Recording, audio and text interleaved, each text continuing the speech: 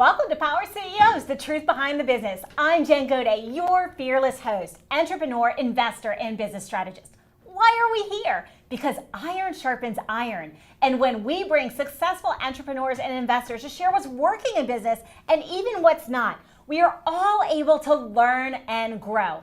As a result, our businesses thrive, and the ripple effect impacts not only ourselves, our teams, and their families, but also our communities and our world. You're in for a treat today. I have very special guests. Yes, they are married. Yes, they have multiple businesses. Yes, they are sensationally successful. And yes, they are in the fitness and wellness industry. I would love to welcome to the studio Micah and Diana Lacerte. Thank you. We're so excited to be here. So you guys have multiple companies. You have co-founded these things as a power couple. And yes, before we get into what all their companies are, I want to dive into that first. How on earth do you manage to multitask marriage, life, and 3 businesses that you co-founded? Okay, well, that's a loaded question to start off with. I think for us, the most important thing was that we built something that was based on passion, that we were both so passionate about. I don't think that it would work otherwise, but we also discovered early on that we are time people. So a lot of couples can't work together, maybe because they don't have that as their love language, but that's what works for us is we love actually spending that time together and building and creating together. You know, things within the marriage that were non-negotiable for us too, it was like never go to bed angry. And as business owners, sometimes we have different, ideas of what the answer is to, a problem that we need to solve within the business. And so never go to bed angry with one another, and we always keep a date night in at least once a week. Woo! A date night once a week. That is so not sexy, guys. We have talked about scheduling our non-negotiables on this show, and we've talked about self-care as entrepreneurs on this show before. But let's be real. It's a little hard when you have to schedule in our time, and we have to as entrepreneurs. We have to schedule it in. So you schedule in a date night every week. Does it change? How do you keep it spicy and fun and different? Because it's tense when we're in business together and there's challenges. So how do you keep it fresh and are able to do that with it being scheduled? Well, I think we do different things, but sometimes a date night may be just staying at home and being chill. Just depends on how we're feeling and what's going on with the businesses and with life in general. But we also just like to travel a lot and like silly things to do. So we like to incorporate a lot of playtime in what we do. And that I think helps keep it fun and interesting and keeps us wanting to actually spend more time together. And we've been together 16 years now, so you get a little bit creative, but I think it's really important to let out that inner child and this is your person. And so, lifting them up, trying to bring joy and happiness into their life, and they're doing it vice versa to you. It's just really important, I think, to just make that time, because all we talk about is business a majority of the week. We're on a walk, we're talking about business, you're doing this. And so to really schedule at that time, even at the end of the day where we just talk about life and how everything is going, that's really important. But then also, that date night where we can get flirty and we can have some fun. That's awesome. And so I'm going to ask the next question that I know everybody's burning, wanting to know. Talk to us about the conflict resolution, because it's not like you go to somebody who then is not at home with you when you have a conflict or a disagreement. How do you manage that in the workplace, and separate that from the relationship aspect? Because a lot of people who are in entrepreneurship, they already have challenges with crucial conversations and conflict. But add that extra layer that, hey, I got to see you when I get home tonight. Yeah, it's so true. And we are both type A personalities, so there are a lot of times when those things butt heads. And so communication is critical. And so we've learned each other's communication styles. I sometimes need just space, and I just need to have some time to just collect myself before we can come back and have a conversation. But he wants to get back to a place of peacefulness as soon as possible, which is actually good. So he doesn't let me sit in it. So he'll he'll be like, okay, come on, we got to get back. We got to get back to balance. And he'll like harass me until we get back to there, which is actually good. And that's what goes back to just we don't go to bed angry, and we never do. We always make sure if there's a problem, we hash it out. But we've also learned that separation of like, this is our relationship and there's business stuff that comes up. And if we get a little heated during the business stuff, like we know that's not us. That's not our foundation. This is business stuff. We can hash it out and then it's like, okay, we're good. So we've done really well at making that separation of like, this is business and this is our lives, and just being able to figure that stuff out quickly.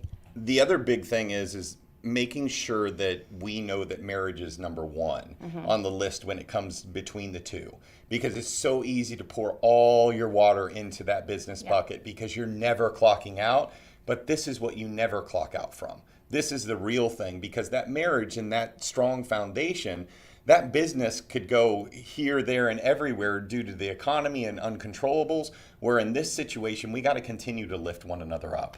And so let's liken this to business partnerships that are not partners who are married. Like how, and I'm sure you guys partner in JV and do I mean, you do retreats and things. So of course you're bringing other people into the mix. How do you take that foundation and how you've learned to communicate and apply that to your teams and apply that to your prospective business partners? Well, with as far as like partnerships, like we kind of keep that. We've had partnerships before and that have not worked out because the communication styles were different and we weren't on the same page. So that's something we are really particular about. And so a lot of times it's more bringing people in who are mentors, who are leaders, who are not necessarily like a business partnership. We're really specific about that because, you know, as you know, it's like there's so many of those often fall apart. But I think it's when we are looking for those things, it's just finding people that communicate really well. Again, it just comes down to communication and making sure that our vision and our morals, all of those, our values are in alignment. And because if those things aren't, then it's probably not going to work out. For us, the partnership is here. Yeah. You know, getting mentors and leaders in a place that have a similar vision, similar values and integrity, that is 100%, you know, on point. We have partnerships within affiliates and businesses that we're in alignment with, but bringing them into our own business, that can be challenging due to just communication and work ethic. And so talk to me about, you guys are successful, exceptionally successful. You've got teams as well. How does that translate to management style and training the leaders within your organization so that things can continue to grow and you can impart that trust? Because communication is key, but also trust is one of the things that I have found. I'm a business strategist. I coach thousands of business owners, and the biggest thing is letting go of control. And so how do you manage that? How have you translated that to your teams and letting go of control and empowering them? Yeah, that's really critical. And it's actually like in our world, especially in our gyms where we have trainers who are working for us, in that setting, fitness world, like a lot of times, like trainers usually work at a gym for like 3 to 6 months, maybe a year at the most. At HitchFit specifically, our trainers are usually with us for 6, 7, 8 years on average. And it's because we don't do a whole lot of micromanaging. So we've learned that kind of having to take a little hands off. We give them the tools, we give them the skills, we teach them the system, and then we give them freedom and we make them feel ownership in the business. Like we make them feel like this is your baby too. It's not just ours. And so we found that that's really one of the biggest things that's worked, is making them feel like this is a family, this is a team, but this is like, you're part of this business too. You're part of the success. And I think that's just really been why they stay with us for so long. I think our style is more mentoring opposed to managing too, and really filling them up, feeling they are a part of our family, a part of this culture. You are a part of why this works, you know, and really instilling that into them. And then they see us operate and live at a specific space too, which elevates them. And that is really kind of the biggest goal with anyone that we're connected to. It's that individual that comes into our gym or online or whatnot, those people are so incredibly important to us. Treat those people like family day one. And so how did you instill that culture? Like, how did that start? Because you've had to learn along the way. Tell me about the big fail. And how you shifted this. Or maybe we need to wait and take that after the break. Yeah, well.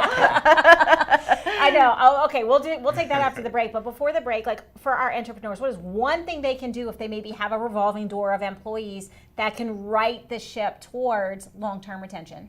I think just recognizing that your team is like your greatest asset and they are a part of you. They are a part. So if they're not feeling connected, like you have to figure out what do you need to do to make them feel connected to this as a family, and so that they're not just thinking this is just something I'm doing and rotating in and out. It's just make them see them and make them feel like they're a part of this. And from an owner standpoint, I heard wise wisdom and wise words one time that if you're keeping someone longer than they should be, you're stealing from their life and yours. Mm-hmm. And so if you continue to talk about someone over and over and over again, and you're not taking that step to maybe allow them to go and lay new seed somewhere else, like that is, you're stealing from their life. And when you start connecting that, then the other people see that as well, and they're like, you know what, like they value this business and this culture so much. Fantastic. Treat your teams like your best clients, and they'll take care of your clients, and that will help your retention. And don't be afraid to cut the cord when it's not working anymore. We did tease a real fun topic, and we'll be hearing about the biggest challenge and how they overcame it after these messages.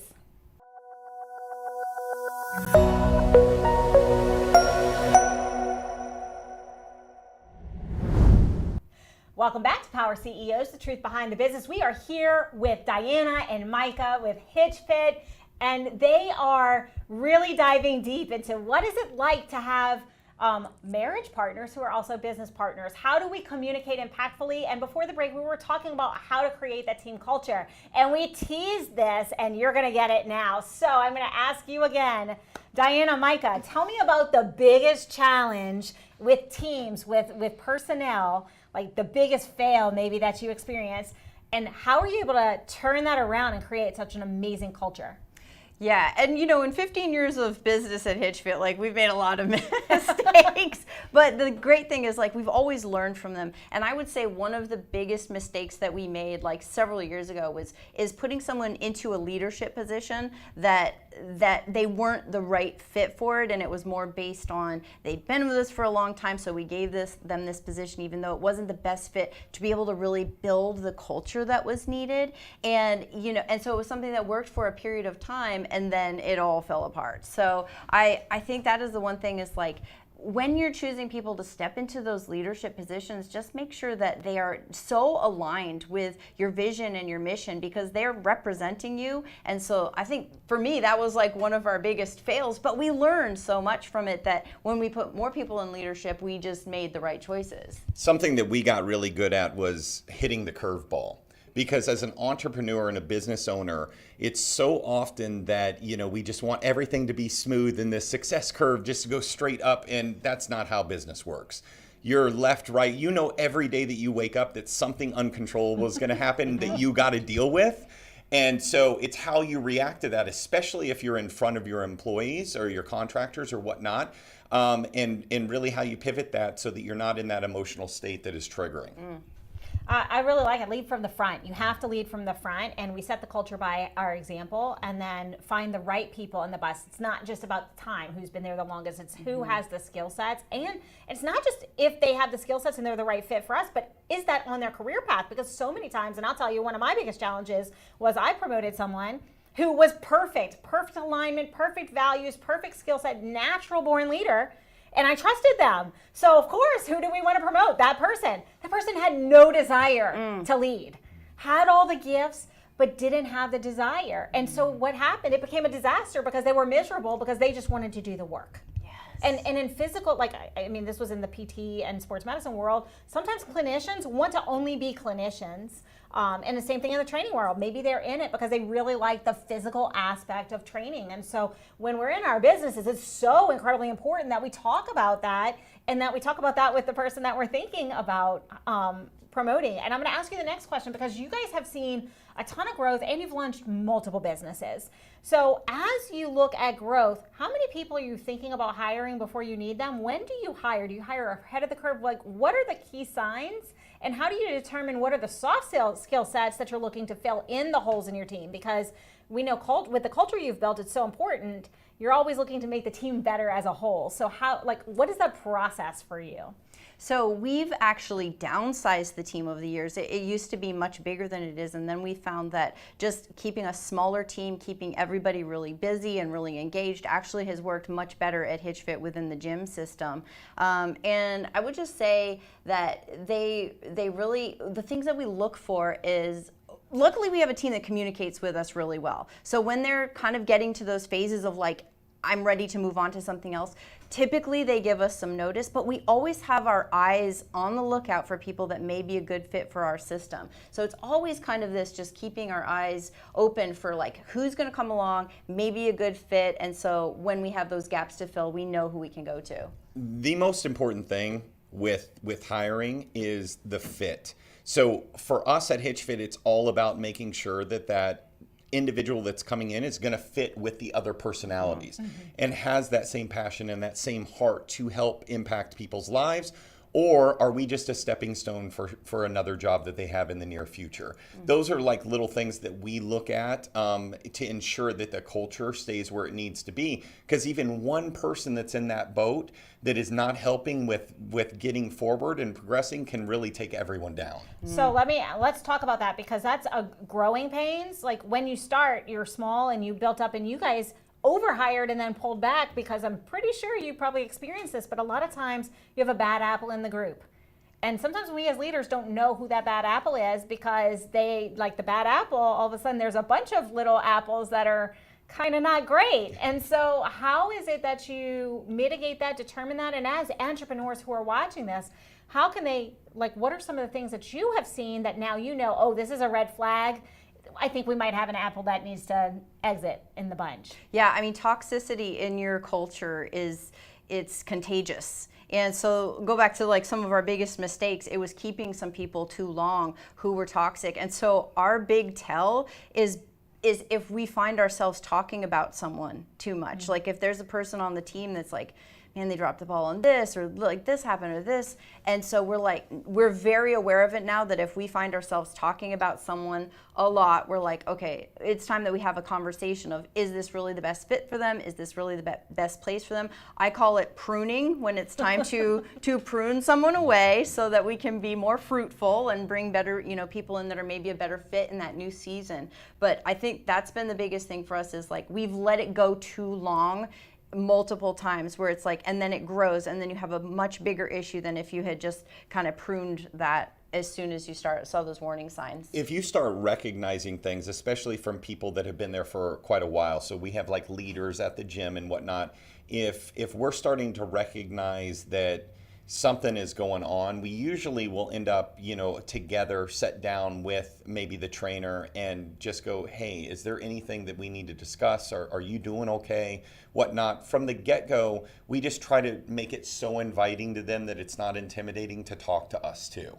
That's in private, that's between us, but they may be going through something really personal, and that's seeping into the business.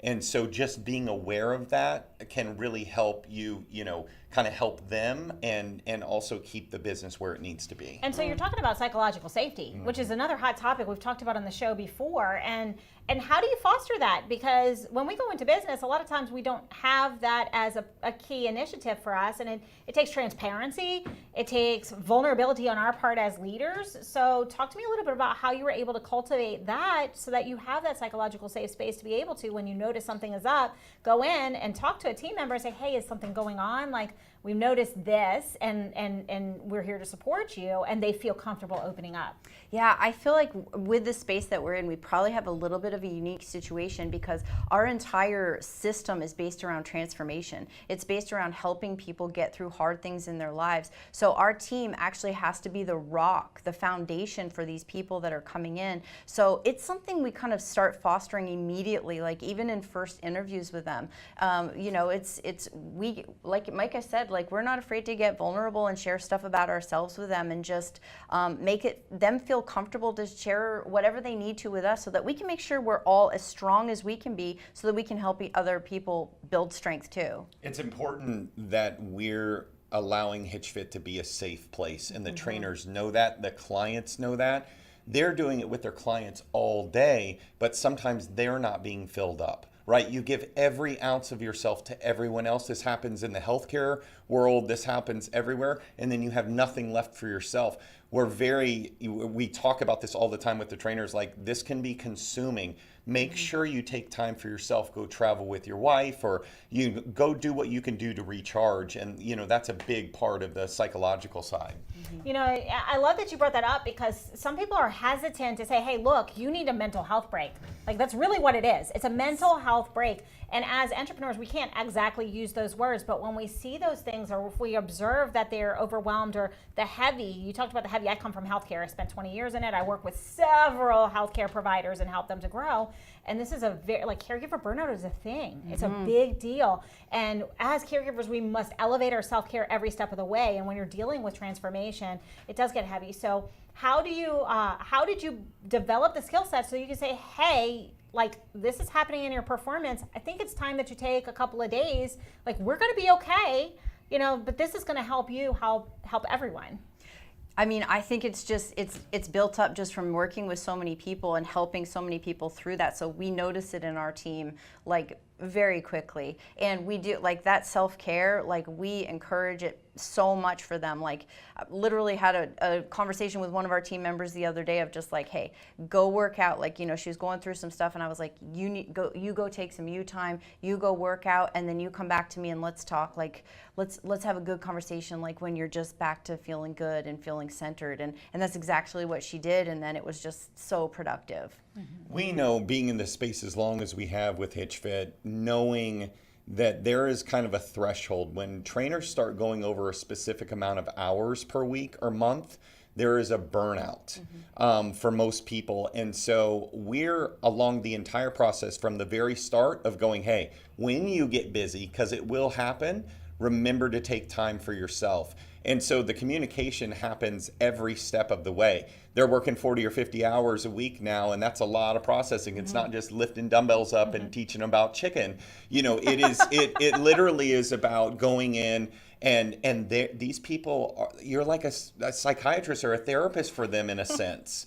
And they're dumping everything on you, which is a beautiful thing, but that's a lot, when you're doing that 8 or 9 hours a day, plus trying to keep yourself healthy. So we're just really communicative on making sure that they take the time for themselves. And you build it in from the get-go when they get started, so that it's not like it's coming out of the blue. It's not like they're getting hit with a bus with, hey, you need to take some time off. I really appreciate that. And I think the takeaway from everybody that's listening is we have to do this for ourselves first. And as entrepreneurs, it's very hard for us to carve out that time. And it's really funny because I do a lot of travel, and my husband was like, when are we going to do travel that's not associated with business? And so that gave me pause, because I'm like, listen, I'm on the soapbox about taking self-care and doing the boundaries, and now I'm not doing it. So I need to get back to my basics, because I have to lead from the front. So as entrepreneurs, what are you doing to take your time, because you're there holding space for your teams, for your clients, so that you are filling yourselves up and then messaging that and leading from the front for your teams. We will be right back after these messages.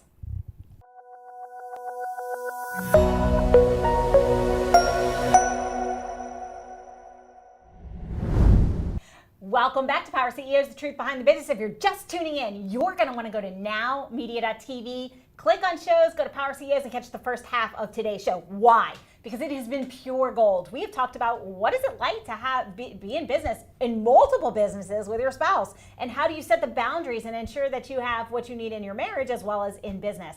We talked about essentials of communication and crucial conversations with our teams, with our spouses, with our partners, so that we can make sure that our business is thriving and everybody is doing amazing, and so much more. So be sure to catch that.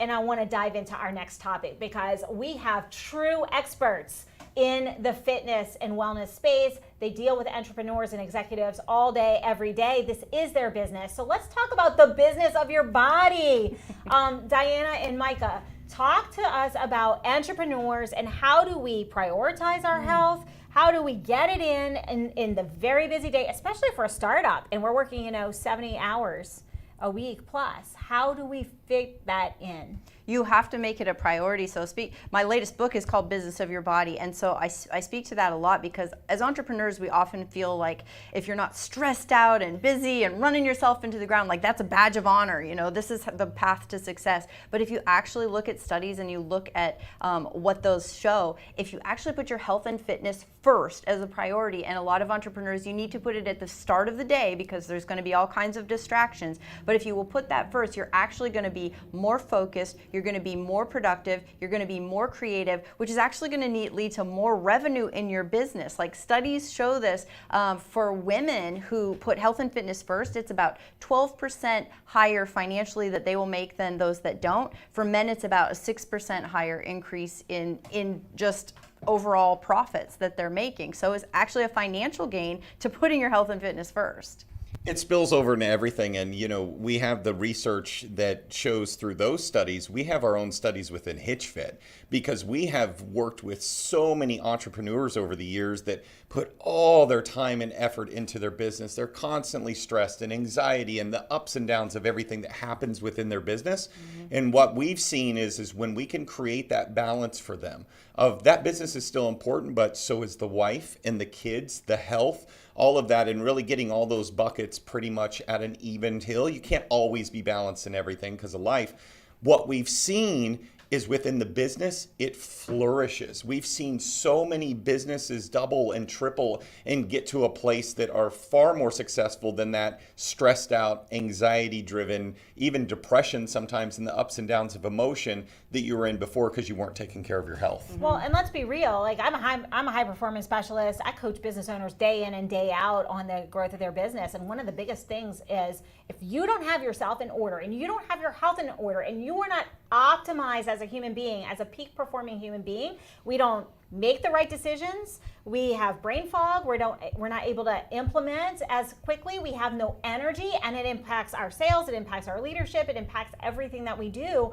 And so it's so critically important. If you're at home and you're listening to this, it's time to take stock and say, am I putting myself, my health first? Because if we are entrepreneurs or executives, if we are leading teams, if we are leading companies, we must take care of our health, or we're going to find a nasty little surprise and our health's going to take care of us in the form of a disease and knock us out of the game. Yeah.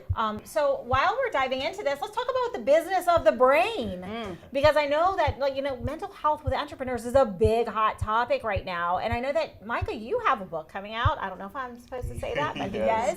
Talk to us a little bit about the business of the brain. So the brain is everything. I mean, who talks to you most each day? You. Yeah. And so what are we telling ourselves every single day? I went through a pocket of my life that I felt worthless, that I was going through depression and anxiety in this dark place with no hope.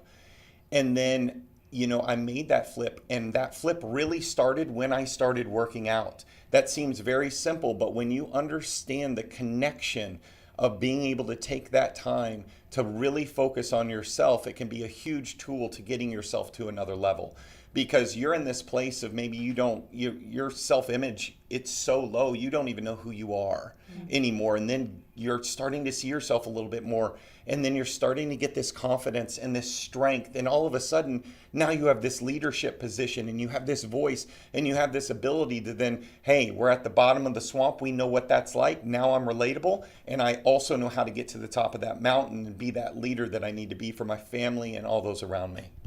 Yeah, that's so good. And I would say, arguably, as an entrepreneur, you know that your brain is probably one of your greatest assets. And how do we impact our brain? It's through our body. It's through moving our body. That's one of the easiest and best ways that we can impact our brains and make ourselves help with that mental, that anxiety, those depressive feelings, and just allow ourselves to be more creative, be more focused, and do all of these other things. So it goes together. Take care of your body. That's going to in turn have such a huge impact on your brain. And let's talk about growth. Let's talk about as we become leaders of bigger teams and bigger organizations, as we do appearances like this on television, as we go on stages and talk to thousands of people, as we lead retreats, and we have to be able to project our voice. If we're not fit, we can't project our voice. Like, it's so incredibly important. And as leaders, we have to have a positive energy. And so if we're bogged down and we're not fueling our body and we're not moving our body and we're not exercising our breath, then how do we charismatically lead a team and get rally the forces? So talk to me a little bit about, we've talked about how we do this, how important it is. How do we actually structure it into our day as entrepreneurs? Because you said do it first thing, but sometimes first thing in the morning, you've got that SOS phone call. So what happens when the SOS, the world is on fire and this is my workout time? How do we set that boundary and make sure that we're getting our body in order and getting our workout in and able to handle that fire? Well, I think since the main goal is to have as successful of a business as you can, if you know that there's a time when those calls started coming in, you got to get up earlier. You may have to start waking up earlier and making that time a priority. We all have a certain amount of hours in the day. So if you want to be the most successful, schedule that time in. Because again, it's like if you wait, and if you're great working out at night, great, and you will actually do it, that's fine. But so often we see that the day gets going, all of those fires that need to be put out start popping up. And if you haven't taken care of it in the morning, it's not going to get done. So if that's the case, get up earlier. All of the entrepreneurs that I work with, that's how we schedule. It's like we're taking that time of the day, whether that be an hour or 45 minutes or whatever it is that you're going, you know you're going to have fires in the day. And the other thing that you need to know is you're not going to get everything done. Right? And so when you get into scrolling and you're getting into emailing and they have to have a response instantly and whatnot, then you're taken away from the time that you need so you can be better for everyone else. Mm-hmm. So I love that you brought that up. I'm going to tell you, I'm the night owl. I'm the creative at night, and I work out at night, and it's unheard of in my circles because of what you said. But if you're listening at home and you're like, there's absolutely no way I'm getting up a minute early, guess what? If you're a night owl, you can actually put that in. I work out at 8 o'clock every day, p.m. 8 o'clock p.m. But I don't wait until the workout to move my body. I wake up, I put my tunes on, I'm dancing in the morning to get the blood flow. So just because your workout is at a certain time in the day doesn't mean that's the end of the movement. Like even if you work out in the morning, moving in between things, going for that walk to reset our mental health is so critically important. So talk to me, Micah and Diana, what are some of the easy little 5-minute, 10-minute things that we can do? Maybe it's movement or maybe it's some other techniques so that we can keep our mental health strong, keep our body strong throughout the busy day when all of this hits the fan. Yeah, I think it's important to just taking, like you said, just whether it's starting the day or just taking those little pockets throughout the day. It can just be 5 minutes of just kind of getting yourself recentered. That can be getting outside, that can be breathing, that can be taking a walk around the block, that can be at your desk just doing some type of movement, whether it's squats or push-ups or something that's going to get that blood flow and is going to help you be better at responding to the day instead of just reacting to the day. The one thing that I've started implementing that's been extremely successful is working out was never a problem. I wake up super early, 3 a.m. every single day. I go to bed at 8:30. I'm very structured and disciplined with that. But I found myself like kind of midday where I would get into these situations where I'm starting to get a little bit lethargic and a little bit tired. And so what I do is I just decompress and I get off of the grid for a second and literally just stay in the pocket of just letting my mind just be free and just whether it's laying on the couch or laying on the floor, whatnot, and just for 5 to 10 minutes and I'm out and then I'm up and ready to go again. I love it. 5 or 10 minutes, just be out, decompress. You know, some of the things that I do, I love to change my physiology, to change my psychology. If I just got out of a call and I'm like ready to just blow my gasket, I press pause because a lot of times we get that call and people are all heated and they want that right now solution. And I'm like, listen, I'm going to get back with you in 5 minutes. And I take that 5 minutes. And sometimes I put tunes on and I'm dancing. And sometimes I'm just walking outside and soaking up the sun and breathing because it's so important that we change our physiology to change our psychology. And then I can come back and I'm calm. You know, there's so many things, so many tips. Thank you for that. If you're listening to this at home, what are you putting into your day? Build it in. And there's nothing wrong with building your meetings around little breaks. Like that's another thing that we use. We use the little break, and I call it white space. Every hour has white space in the calendar, and that's so that you can do some of these things, whether it's going and grabbing your hydration or whatever, you have that little white space in your calendar so that you can continue to do that. So for the people who are listening out here and they're like, okay, that was a whole lot. Tell me the 1, 2, 3 things that are the best ways to move my body in these movement minutes. You mentioned squats, you mentioned push-ups. Some people are not going to do push-ups in the office. Let's just be real. But what are the, like, give us the quickest hitting exercises that we can do in those little movement minutes? Well, if you have a chair, one of my favorites is we call them sit squats, where you literally just sit in your chair and stand up.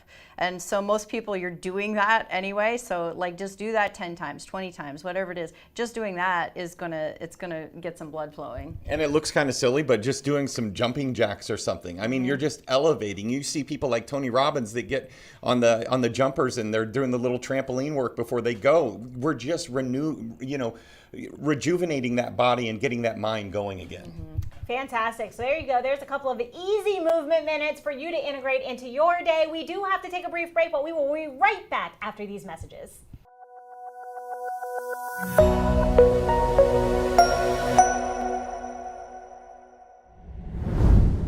Welcome back to Power CEOs, the truth behind the business. I'm here with Micah and Diana. They have 3 successful businesses, all in the fitness, health, and wellness space. And we have been talking about how to get movement minutes in, how to make sure that we're getting our health first as a priority so that we can optimize how we are operating in our business. If we're not fueling our body and moving our body and doing the things to take care of us physically, mentally, etc., then we can't make the right decisions the first time. We don't have speed of implementation, we're brain foggy, and we're less efficient and effective as leaders. So I want to dive right in and ask a kind of a deeper question of you guys. So we know what we need to do. We have maybe movement minutes and some of these techniques, but when we're in a tense situation or back-to-back meetings and some of them are not going very well, how do we know? Do we need an upper activity? Do I need to get my blood flowing? Or do I need to slow things down to really bring the stress level and anxiety level down so that I can show up as my best self? Like, how do we get back in tune with ourselves? Because we've been listening to everybody else and plugged in, and we haven't been listening to our body cues. Yeah, it's really important, and I think something a lot of people don't do is they don't pay attention to their body. And you said something in the last segment that was really powerful of, like, when you go into those stressful situations, something spikes those cortisol levels in your body and you go into this fight or flight, and a lot of people will just keep charging through the day with those levels very high in their body, which means that it's going to be more impulsive responses to things instead of intentional responses to things. So knowing, like, when you're in that state, it's a triggered state is basically what it is. Knowing I need to breathe, I need to just get back to calmness in my body so that then I can go and progress through the rest of my day in this place of calm and in this place of being intentional instead of impulsivity and response instead of reacting instead of the response. We need to look at our reactions to when we're in that triggered state as well, and what are we going to decompress. There's a lot of people that turn to food to decompress. Like, that is their comfort, where they're like, okay, I've worked so hard, now I'm going to celebrate with food, which we know from an entrepreneur standpoint and just a human being standpoint, that's going to make things worse. So we have to, when those triggers happen, go to something that is positive activity, or where we're just slowing ourselves down and just going, I need to breathe for a second. I need to just be in a space of silence and just recharge that way.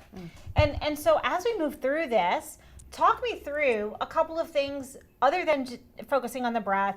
Like, what are some of the other things we can do that takes us down a notch and gets us back centered as entrepreneurs? Maybe we only have 2 minutes or 5 minutes in between. What are some of the things that we can do, maybe a breathing technique or some other options so that we can come down a notch? Music is a really good one. Music is a really powerful one. If you have songs that are just like your calming songs, if you have those available that you can use, or just like Micah said, even just silence. Sometimes if you can, even if it's a bathroom, like even if it's just like a space where you can just be quiet for a moment and just kind of let yourself decompress. Mine for sure is music. So I literally have a playlist that I have on, and it's like super peaceful music. I close my eyes and visualize that I'm there. And it takes me out of that space for a minute, really calms me down, whether it be the silence of being on top of a mountain and the peacefulness of that, or going and getting a massage and understanding the Zen music that is there while you're about to, really relax yourself. Really learning that habit and how to get the mind there. I love it. I feel a little bit triggered because when I was in sports medicine, I literally would leave the clinic and go to the public bathroom and lock the door to get that silence, because in a gym, there is no silence. There literally is not. But, as an entrepreneur, what I have found, and I have an oasis in my backyard, so I'll go and I'll listen to the water and get the sunshine. And that 5 minutes there does all the wonders in the world. So there's so many things that you can do. You have so many options. Have a playlist, some that's gonna pick you up and get you pumped, some that's gonna bring you down and have you relax at your hands. Have this written down. I think a great action step is to kind of write out the things that you have, the tools in your toolbox. Micah and Diana have shared so many. It's get some movement minutes in, it's go for a little walk, it's get a meditation in, just breathe. Some of those things, write them down so that you have them handy for your white space moments between your meetings, for when you're in that anxiety space. That is more important than anything, because if we're thinking about it now today and you're listening to this, the action, writing them all down and having them as a menu, and I recommend you put it on a piece of paper and down you have when I need to come down, when I need to get pumped up, and separate it that way so that you don't have to think about it when you're triggered or in a moment where you're high anxiety or where you're just so tired and you need to get up for the game. I want to ask, I have a whole lot of other questions. We could probably talk about this for like 10 hours. But I want to ask you guys, is there anything else that you really feel called to share with the entrepreneurs who are watching today? Yeah.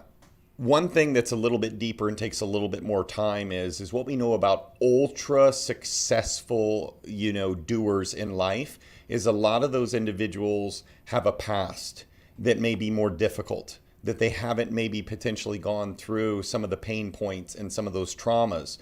I would encourage, when the time is right in that individual's life, to go back, because those triggers you're having now may be due to some of that past stuff.